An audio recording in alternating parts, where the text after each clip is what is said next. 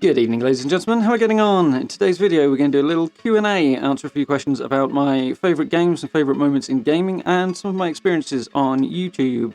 So, let's do this, shall we?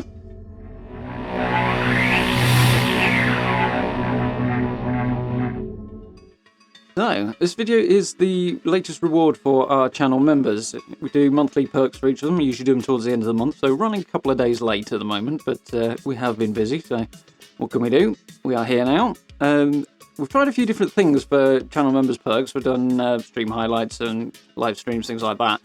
With mixed degrees of success and mixed degrees of practicality, so I thought this month we'll try something a little different. So I threw a few questions out there and basically said, what would you guys like to ask me to all our channel members? And here are the questions they came back with. So before we jump into that, I would be remiss if I didn't say, of course, a massive thank you to those of you who have chosen to support the channel via the channel membership option. It is very, very helpful and humongously appreciated, so massive thanks to you guys. Very much appreciate.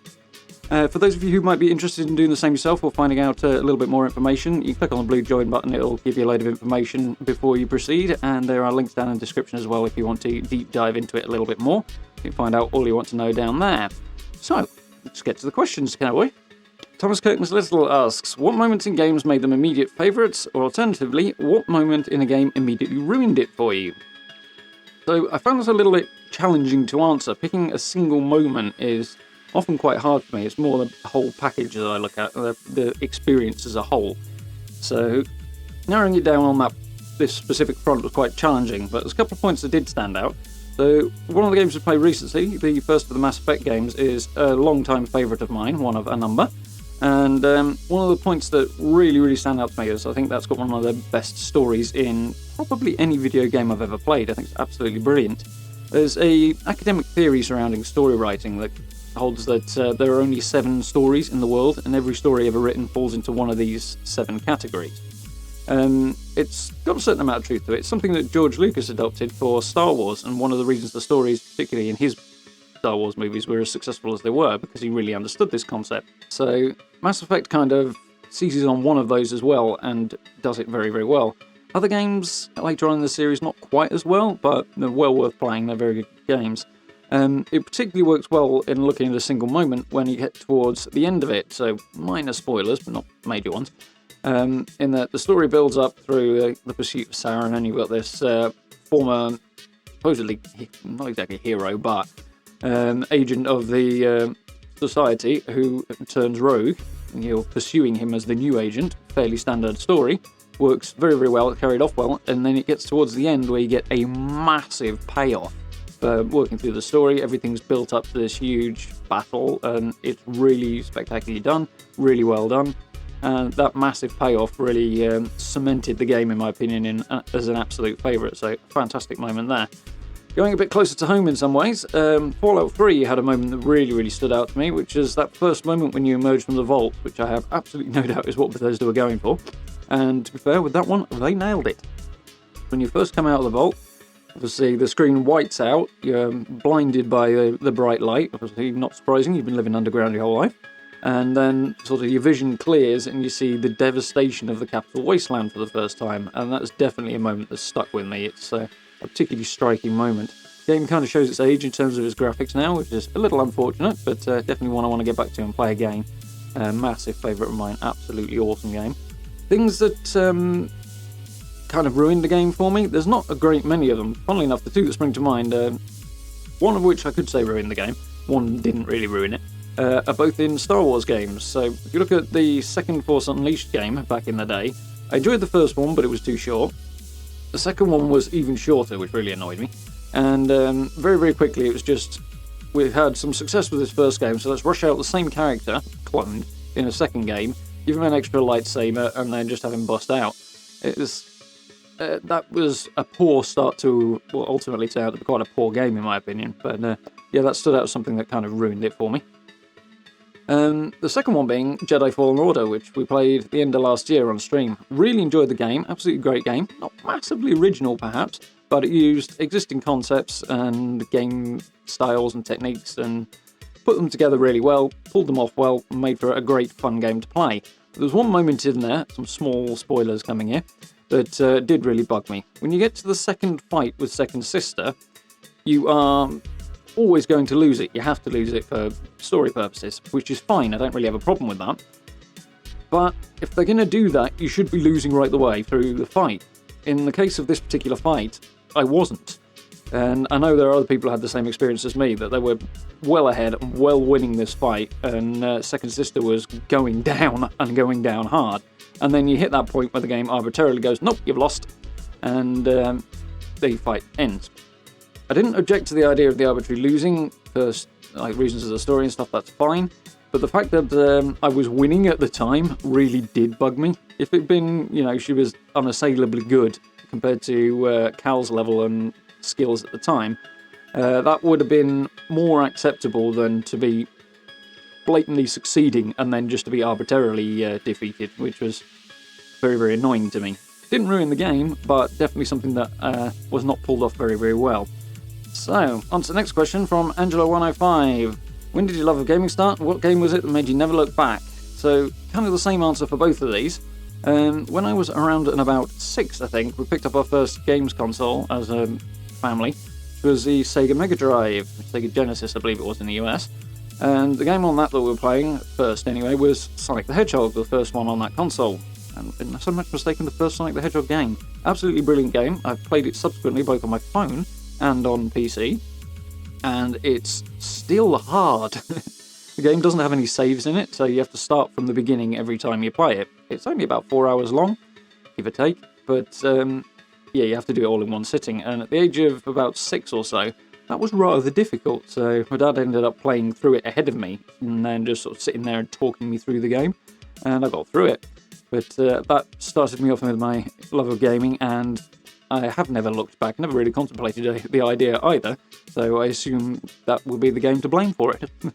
So yeah, definitely a classic and a game I remember fondly, and yeah, still hard.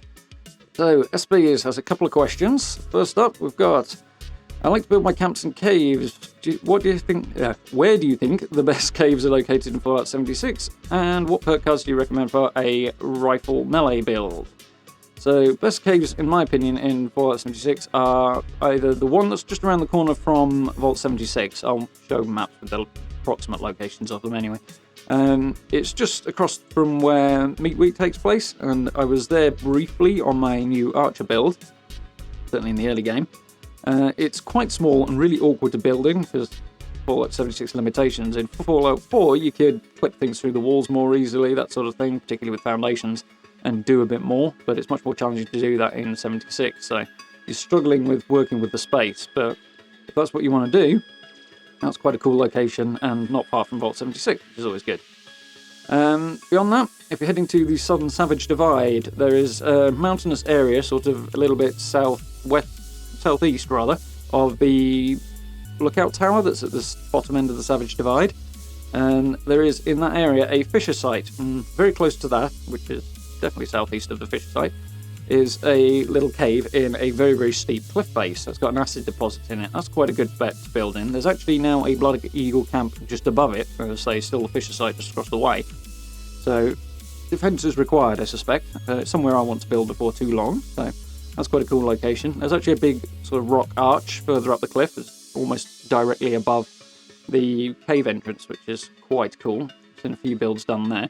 Bit of a problem with the Scorch Beast, but not a bad spot either.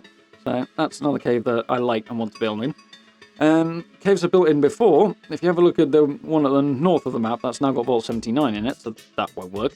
But I also did a hidden camp build, which was not so much a cave as a hole underneath the road right next to the Valley Galleria, or rather the red rocket in front of it. So that spot's not bad. You kind of have to push your camp unit over the other side of the road, and that means you're building right at the edge of your build area, which kind of cuts through the cave a bit, so it's a bit of a challenge. There is a video up on the channel about it. I'll probably link it somewhere. But that's a cool location. I thought we did quite a cool build there, but given the limited space, it was a challenge to work with, and you have to keep things very bare bones. But a cool location nonetheless. In a couple of these caves, one of the big problems is there's some debris in there that you can't bulldoze with a foundation and can't get rid of, so that's a bit of a problem. Skeletons are the big one, and that's certainly true of the Vault 76 cave and the one near the Valley Galleria. But if you can work around that, quite cool places to build. For a melee rifle build, basically I would say spec into strength and perception, and you'll find all the perks you need, mostly anyway, under those two areas. There's strength perks that cover all the melee weapons, so you've got the ones that enhance your weapon damage, you've got Incisor to give you armor penetration, and extra strength obviously enhances the damage your melee weapons do, so have a look under there, there's definitely a good set under that. For rifles, either automatic or single shot, you've got all the cards under perception, which is good if you want to do VATS as well. Not a fan personally, but at least not anymore. But that's where they are. You've got the rifleman perks or the commando perks, depending which way you're going. And then you've also got tank killer, I think it is, that gets your rifles to have more armor penetration. So that's a handy perk as well. So I'd focus on those two. I'd also put at least 5 points into intelligence. Then you can max out your gunsmith and makeshift warrior perks, so you can upgrade your weapons as well. And it'll cover your armor as well. So worthwhile doing that. And beyond that, any spare perks, put them wherever you like for the way you like to play or want to roleplay or that sort of thing. You should have plenty left over after that. That's what I'd suggest. Ooh, there we are. Please had another question, which was, what are my top 5 favourite games? So it kind of links back to the question earlier, which is challenging to answer again, this one. Picking 5 individual games is difficult. There's a couple of series that I'll talk about and a few honourable mentions, but easy one to start off with. Favourite game of all time is Baldur's Gate 2, as I've mentioned a few times before. Wasn't quite as big a fan of the first game, mostly because your character is so soft and squishy in the first game that survivability is a real problem. If you like a hard game, it certainly ticks that box, but it kind of took fun out of it for me. Like, death is, when you've got such a weak character, which you do right the way through Baldur's Gate 1 really, it's kind of problematic. With Baldur's Gate 2, you start off at a slightly higher level, you're basically carrying on the story from the first one. So your character's not quite so soft and squishy, and the whole thing is just executed a little better. I enjoyed it more, which is not surprising. It was riding off the success of the first game. Probably had a bit more money to spend over at BioWare at the time. And yeah, they pulled off a really, really great game that, yeah, shows its age, its graphics and stuff now, but the storylines, the characters, the gameplay is absolutely fantastic. If you like party RPGs, cannot recommend it highly enough. Probably need the enhanced edition these days, because older versions just don't seem to work on Windows 10 anymore. At least so far as I can tell. I've been needing to pick up the game yet again, which will be around about the 6th time I've bought the game, so that should tell you how much I like it. So for another game that is definitely up there in my top 5, Fallout 3, as I've mentioned. It's the first Fallout game I played, first Bethesda Fallout game, and it got me back into gaming after something of a drought, so very much a favourite of mine. Looking forward to going back and playing that again at some point. Picking a single Mass Effect game would be difficult, but it definitely belongs on the list, so probably the whole Mass Effect series. I think all the games are good, even the much maligned Andromeda and Mass Effect 3, both well worth playing, both good games. Not the strongest entries in the series perhaps, but still very, very good. The controls and gameplay mechanics of Mass Effect 2 are by far and away the best. They were a massive improvement, but the story in 1 is hands down the best in my opinion as well, so picking a single one is kind of difficult, but I think the series is definitely a favourite of mine.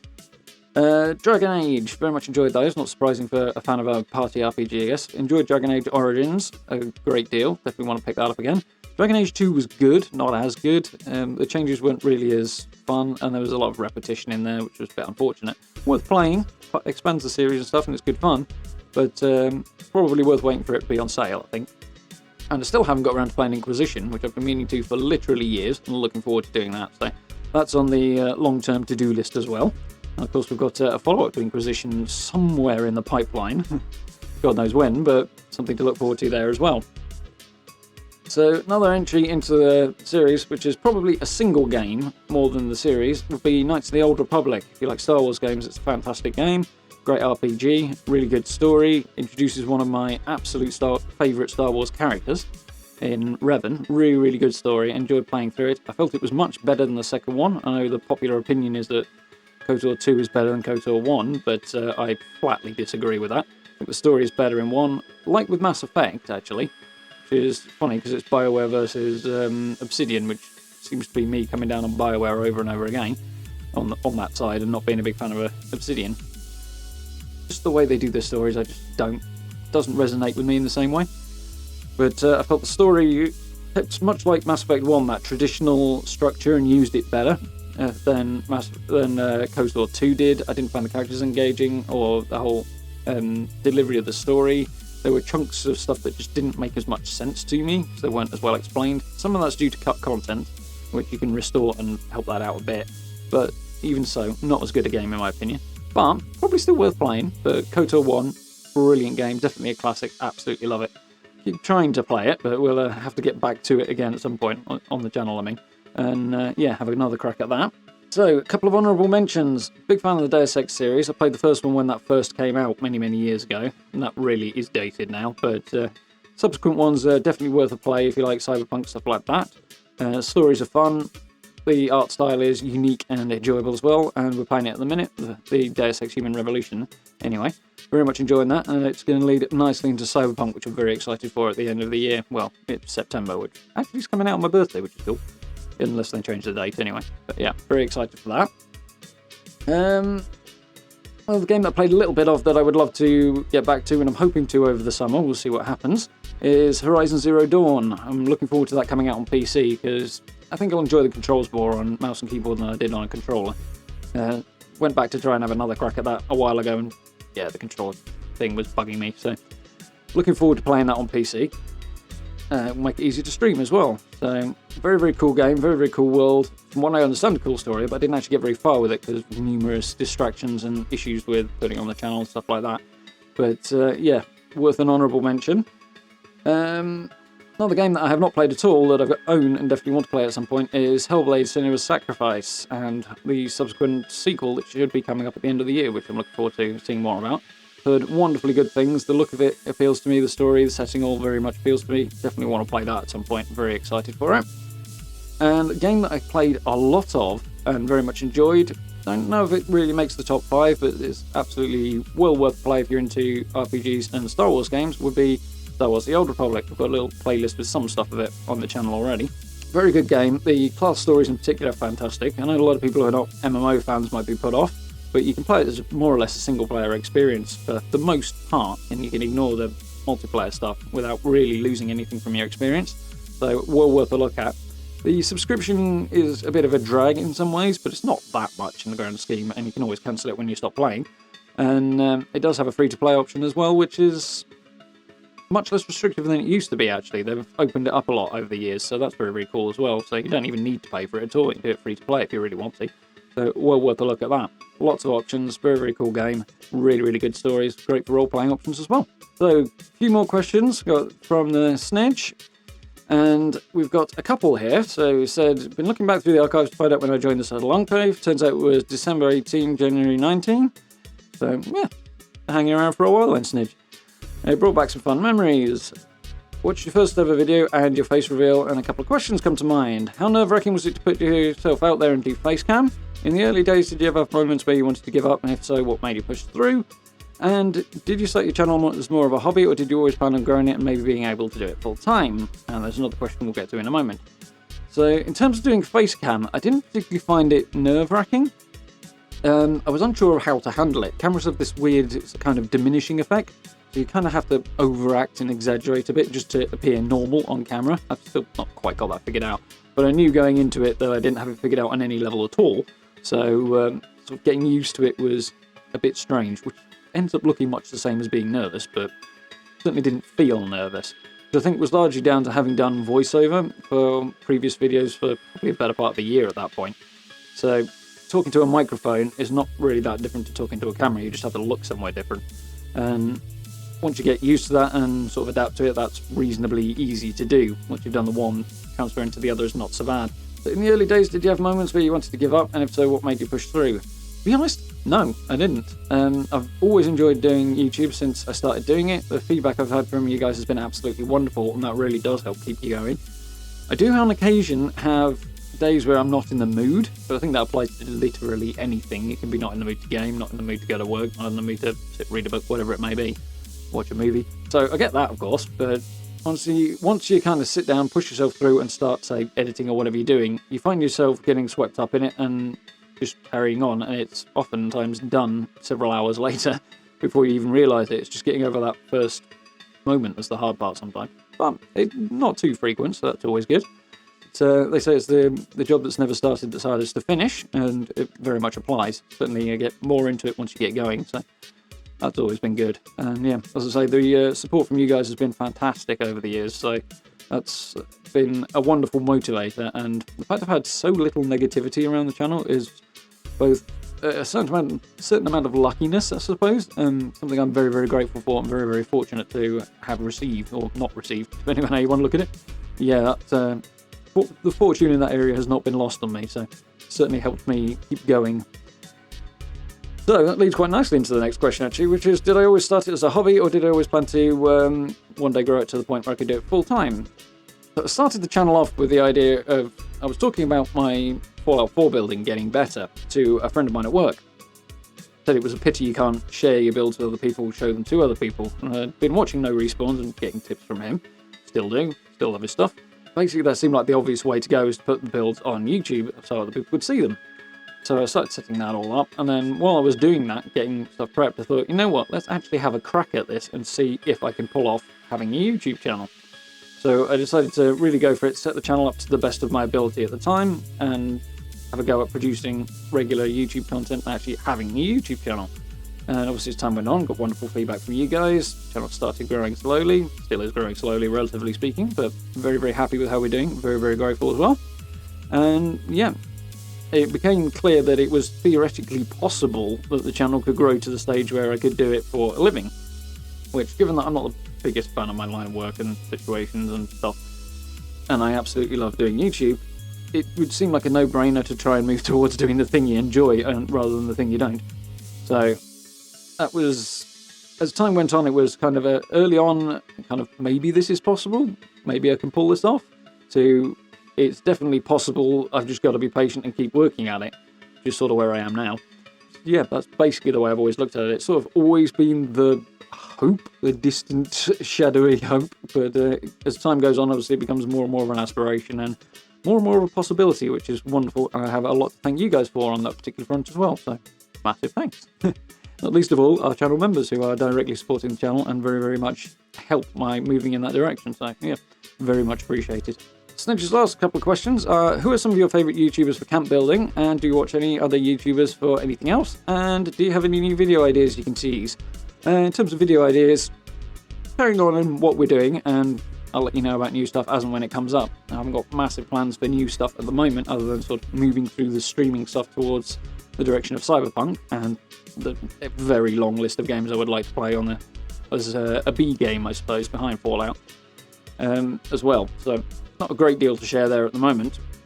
Some of my favourite YouTubers for camp building, as I mentioned before, and in numerous videos, No Respawns has been a fantastic teacher. It has been, in many ways, the reason for this channel. I wouldn't be half as good at doing what I do if I hadn't first learnt a lot from him, so full credit there.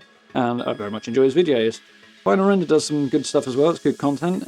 Not a massive fan of his delivery style personally, which is fine. I'm sure there's plenty of people who are not a massive fan of my delivery style. But his content is solid, good, and well worth a look if you are into that sort of thing. And I also very much enjoy catching up with what you guys are doing, so if you do want to share what you're doing, Twitter is probably the easiest way if you just want to show pictures or something like that. You can just hit me up on there. I wouldn't really recommend Facebook so much for that, because the back end of the Facebook page is hideously user-friendly for me, the side of it that I see and the side of it that I use. Your personal profile is infinitely better, which is saying a lot, really, about the back end, because Facebook is not a big fan. But it is what it is, so it's probably not the best way to go. The other side of that, of course, is through the Keyhole series, which is all about showcasing the wonderful talent that you guys and others have. So if you do want to appear in that, head over to the community page on the channel. There's all the details on how you can submit builds on there. And very much love seeing what you guys are doing from that. So always very, very cool. Outside of Fallout and Fallout building, things I've been watching most, I've watched a few odds and ends of random stuff. I've been watching a few things on sort of how superheroes would interact with the lore if they existed in real life. That's been weird, to be honest. Been quite interesting. Watched a few things on blacksmithing for swordsmithing, basically. People making swords from video games and movies and TV and stuff like that. This is me just kind of nerding out over that sort of thing. It's quite cool, been quite interesting. Very much enjoy that sort of thing. But the regular things I watch quite a lot of Peter McKinnon's stuff. He does a lot of camera stuff. His vlogs are quite entertaining and fun. I've learned an awful lot from his tutorials, particularly since I picked up a new camera. It's over a year ago now, but yeah, that's been massively helpful, and also kind of secondarily helpful, I suppose, sort of dissecting what he's doing even when he's not talking directly about it. It's like, okay, he's doing something interesting there. How did he do that? That kind of thing. So it's been good from that point of view, and very enjoyable content as well, so good work on his part, enjoy that. On my list.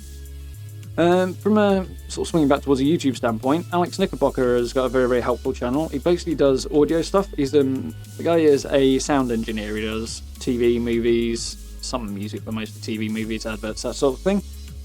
Professional in that industry. His YouTube channel will basically teach you everything you need to know about audio for a YouTube channel very quickly, very concisely, and very clearly. It's one of the best resources for understanding audio for YouTubers I have ever seen.